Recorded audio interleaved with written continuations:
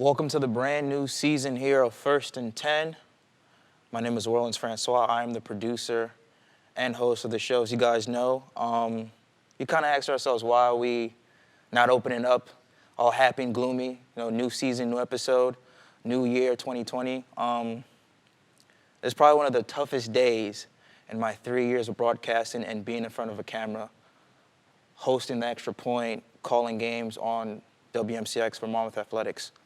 If you guys all know by now, Kobe Bryant and his 13-year-old daughter, Gigi Bryant, were both killed in a helicopter crash Sunday morning in Calabasas, California, along with 7 other people. So 9 people in total perished. All of us here are sports fans, and no matter what sport you play, no matter what industry you're in, Kobe's death and hear of him passing affected everybody in the world. It wasn't just like some no-name that died. It was Kobe. He had the effect of a Tupac, a Biggie, a Michael Jackson, a Prince, a Nipsey Hussle.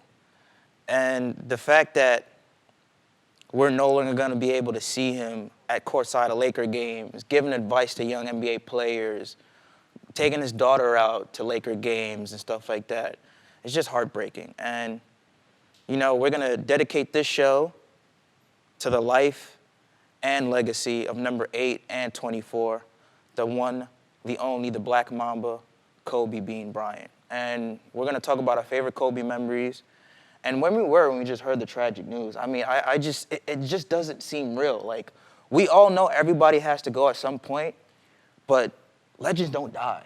Legends aren't supposed to die. Like, you looked at Kobe, he was supposed to live until he's 80, 90, die of natural causes, watch his daughter play in the WNBA. That's what she wanted to do. And if you've seen Kobe, even after retirement, his 13-year-old daughter, he was always taking the game. She had such a joy in her face. And she didn't look at Kobe Bryant as this legendary NBA basketball player. She just looked at him, that's my dad. He just teach me how to play the game of basketball.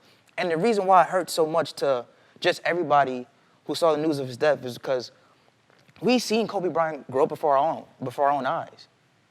He played basketball 20 years. He's been playing basketball more than he's been living on this planet Earth, you could say. Because he came in the league at 17 years old, and he retired at 36, 37. You've seen a 17-year-old man grow before our very eyes into a 37-year-old husband, father, and just starting his life outside the NBA in terms of storytelling. He won an Oscar, for crying out loud. You name me 5 post players that retirement that won an Oscar. Nobody. Yeah, he's the only one. It's just, and this is a tough day. I mean, it's going to take us a long time to just process this. I still haven't grasped that he's gone. It's unreal. I can't believe it. Yeah. And what sucks about it is, always, he had his entire life in front of him. He just got done playing almost his entire life worth of basketball. And now he had time just to do things he didn't have the ability to. He was ready to start a new life. Start a new life. And, of course, spent it with his family. And that was all taken away from him. Not even, it's been how many years since he's been out there? Like 4 years. 4 years. 4 years. He only had 4 years to actually really live his life the way he wanted to. And I don't know what hurts more, the fact that he died or the fact that also his 13-year-old daughter died. And people thinking about, Kobe has always flown helicopters to Lakers games, to Lakers practice facilities, to just the games in general. There's a limited amount of time that he drives. Stephen A. Smith said this, Skip Bayless said everyone who's around Kobe, he takes a helicopter to everywhere. Mm-hmm. That's his own privately owned helicopter. And the fact that it was just, I don't know if you just call it a freak accident, but it's just that wasn't supposed to happen last night. Well, Worlds, a couple nights ago. From what I understand, there was a lot of fog that day.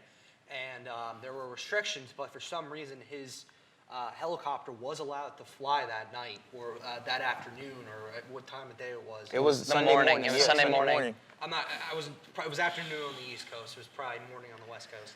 But yeah, that was not something I think the FAA or whoever manages air traffic should have allowed. The conditions were not probable for flight.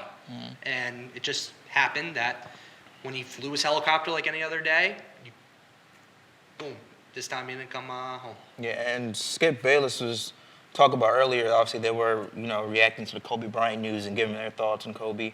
They said that when Skip Bayless, obviously because the Undisputed and all the FS1 sports shows are down in Miami to cover Super Bowl next week, Skip Bayless called his wife Ernestine, and she said that she couldn't even see across the street because it was so foggy.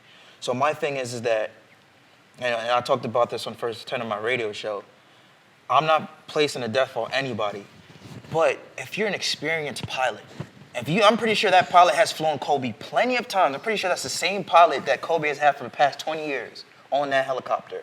You see it's foggy. You don't even have to use your experience at that point. You just use your best judgment. It's common sense. It's like, you know what? It is not safe. The situation, the circumstances at hand, the conditions is not safe. You know what? Let's just drive. Because there was only going an hour and a half away to a travel basketball game. You just use your judgment. There's no need to fly. Well, World, that's when the NTSB is going to come, the National Transportation Safety Board, and they're going to look at everything, including the flight records, flight conditions, and, of course, the mechanical facilities on the helicopter itself. So this is going to be a month-long, possibly a year-long investigation into it. But, of course, we're more focused on the Kobe Bryant's family and, of course, those affected directly by this crash and this terrible news coming out of California. You just got to think, too, for, like you mentioned, his family. Just think about what his wife is going through.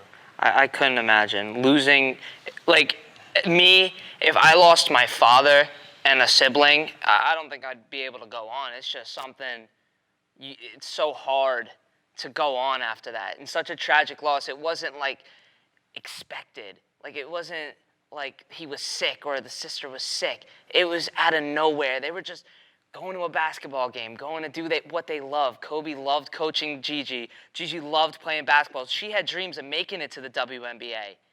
And just those dreams aren't going to happen now because of such a tragic loss. It's so devastating. And like you mentioned, just think about Vanessa Bryant has to come home now. Yeah. Pretty much an empty house. I couldn't imagine. 3 daughters. Vanessa Bryant has to lay in bed by herself. I can't even without imagine. her husband next to her side. Vanessa Bryant has to worry about one less empty room in the house because her 13-year-old daughter isn't there anymore. And their youngest daughter isn't even going to remember their father. No. If I become half the dad Kobe is, I've succeeded because he is an amazing father. Everything was so family oriented. So the fact that he had so much more time to live and live with his family because he had 20 years on the road. So obviously he got to spend time, but not as much time as he wanted. I mean, you had the off seasons, and then yeah, you had breaks, that's but not enough though. That's it isn't. Not enough, it isn't. Though. So the fact that he had the last 3 years to coach, to just be with his family, he should have had so much more time. And just, I can't fathom the emotions that the Bryant family are going through. But we can't also forget about, I honestly, I feel really bad. I forgot their names. But the other people on the flight, the other families, the mom, the dad, the daughter. The pilot, of course. The pilot. But one of the saddest things is the mom and dad that were on the plane with the daughter or on the helicopter, they had 2 more kids at home. Yeah. So now those kids now those two kids don't have a mom, they don't have a dad, they don't have a sister anymore. Like, again, I cannot fathom the amount of emotions that they have to go through. And now they have to go through the rest of their lives knowing that they're never going to see their parents again. They're never going to see their sister again. I just can't. It was just taken away. And like you said, as we know people who are religious, we never question the man upstairs, but this is something that we have to question. He was his time. All right, guys. We're going to take a quick break here on First and 10. We'll be back with more of Kobe Bryant.